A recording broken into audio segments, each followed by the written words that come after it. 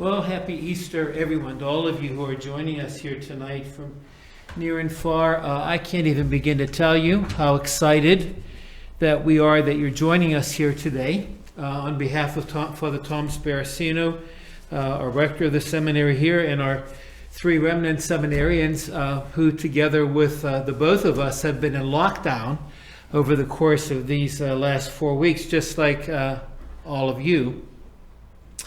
It is so good to have you here today. And I got to tell you, we've been getting along pretty well over the course of these last 4 weeks. We haven't had one fight. And most especially, we've been working really, really hard because we're so excited that you could join us for prayer here tonight and also join us during the course of this Holy Week and in the days coming forward as we together move through this pandemic. So once again, happy Easter to you all. Well, there are lots of good Easter stories. We're going to hear a number of them in the course of these next 50 days in this season that we call Easter. But there are a number of contemporary Easter stories, and I'd like to share with you one of my favorites. Maybe you've heard it before, maybe you've heard me tell it before, but it's worth repeating. And it's a story about an American traveler who ends up in the Holy Land on a pilgrimage. And like most of us Americans, decided that, he wanted to kind of bolt away from the routine of the pilgrimage every afternoon.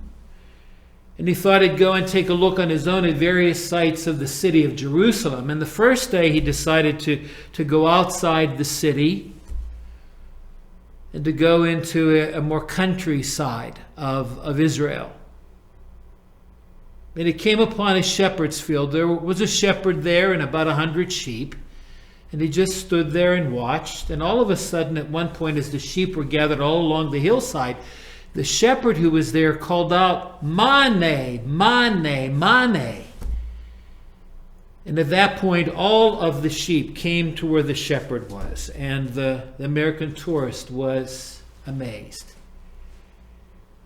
He went the next day, the very same place, and likewise the shepherd was there with the sheep scattered all over the hills. And one point in that visit, the shepherd shouted out, "Mane, mane, mane," and all the sheep came together around the shepherd. And it happened the next day and the day after that. And finally, on Friday, the tourist went over to the shepherd and said, "I'm just amazed that when you say mane, mane, mane, your sheep come to follow you." And the shepherd said, "Yes, they know my voice." And he said, "What does that mean when you say mane, mane, mane?" He said, "Well, that's the Hebrew word follow, follow, follow." He said, "Let me give it a try. Let me call out to your sheep and see if they follow me." And sure enough, the American tourist shouted out, "Mane, mane, mane." And not one of the sheep budged from off of the hillside. You got to know that those sheep didn't come to the American tourist, not simply because he didn't have the voice of their shepherd, but they didn't come because they knew who their shepherd was. He cared for them. He loved them. He stayed with them. If one of them got lost, he went after them. They knew that instinctively. And they heard it not only in his voice, but they knew it in his being. Well, I think that just as those sheep did not respond to the voice of the American tourist, tonight, as we celebrate the great feast of Easter, and as we have a chance to think about the Easter stories that will be repeated in the course of this week, there's an interesting fact about almost every one of the Easter stories, including the one we heard tonight.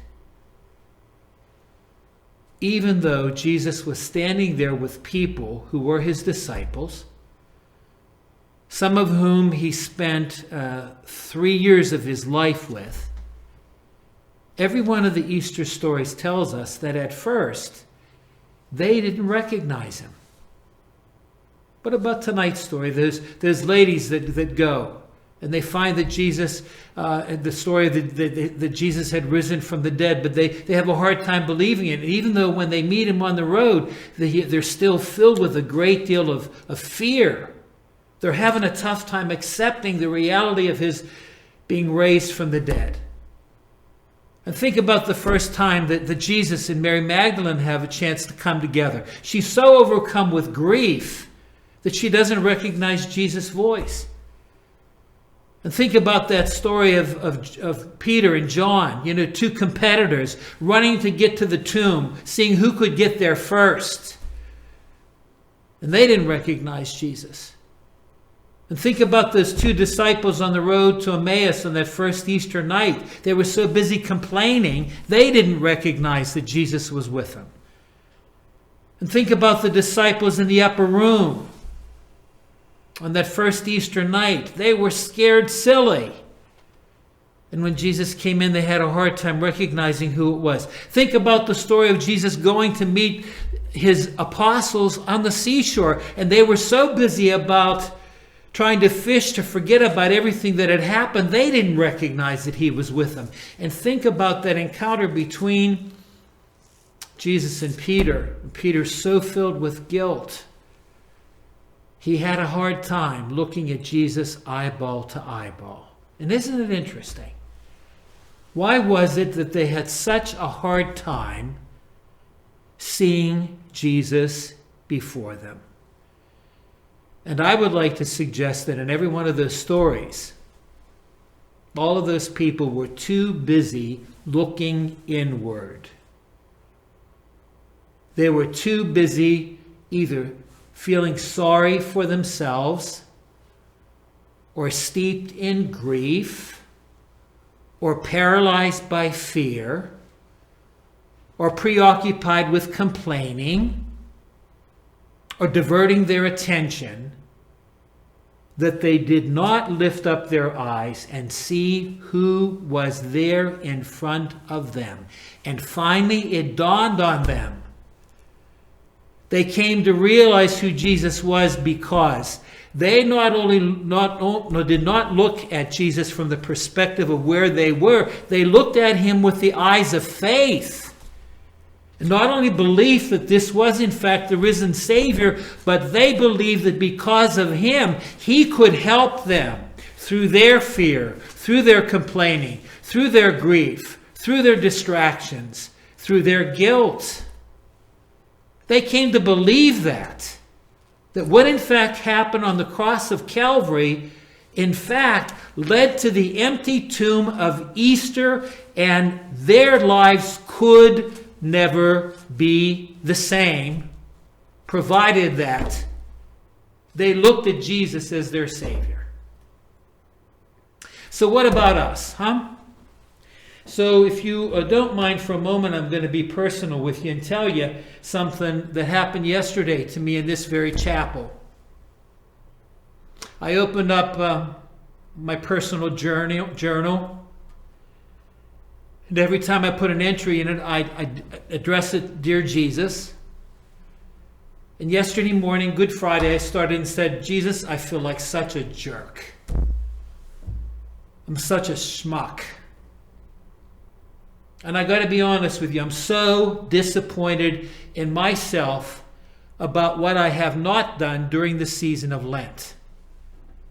You know the promises I made to you on Ash Wednesday?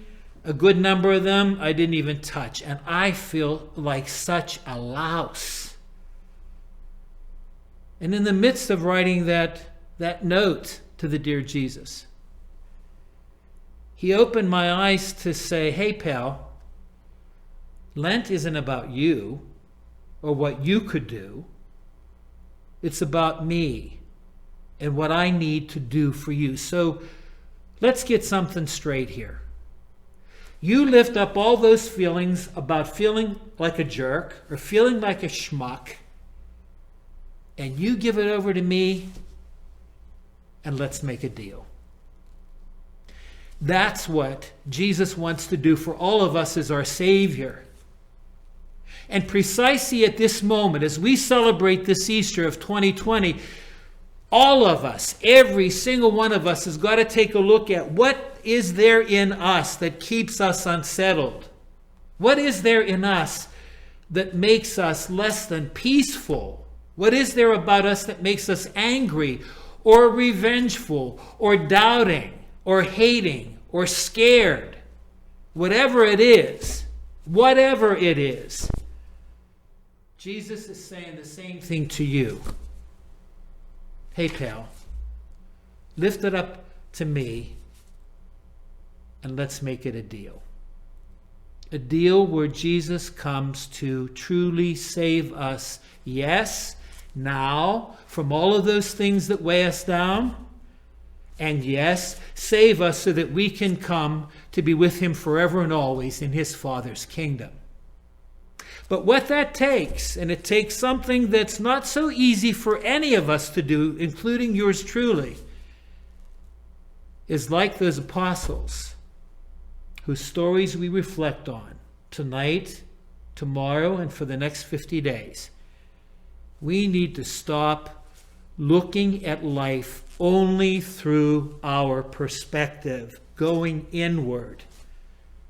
Only when the apostles were able to open their eyes and look with faith to Jesus as he was, their Savior, only then could they recognize him. The same thing can be, must be true for you and me. And so here we go, folks. As Jesus may call us, hey pals, give it over to me and let's make a deal. In the midst of all that, can we hear those words? Mane, mane, mane. Follow, follow, follow. And like the sheep on the hillside, may we come running to Jesus, who is our resurrection and our life.